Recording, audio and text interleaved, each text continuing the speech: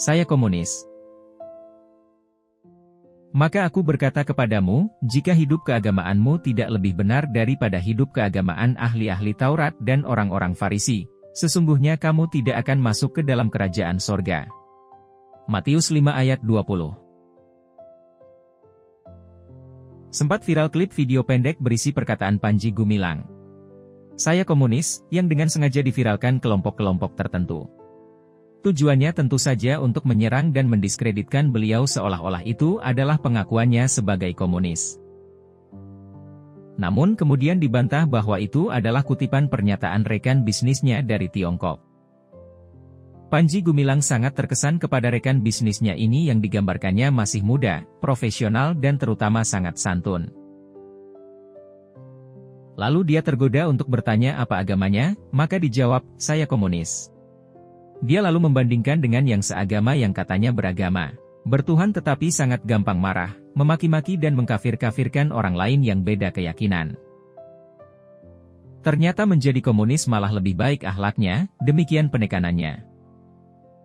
Hal ini tentu saja menjadi semacam tamparan bukan hanya kepada mereka yang seagama, tetapi secara umum juga kepada orang-orang Kristen.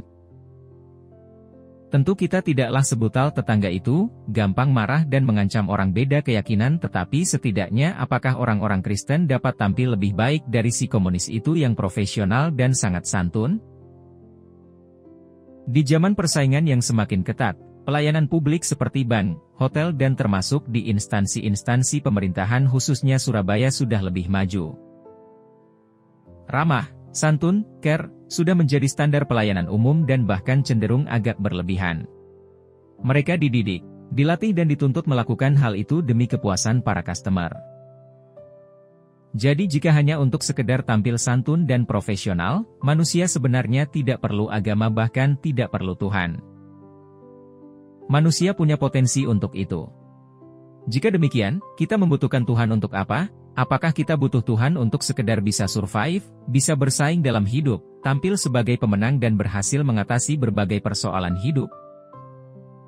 Sebenarnya tanpa Tuhan semua hal itu dapat diselesaikan sendiri, tetapi kita butuh Tuhan sebagai Tuhan, yang mengatur dan memimpin hidup kita menjadi benar dan rohani, melakukan kehendak-Nya selagi kita hidup. Lalu apakah kehendak-Nya?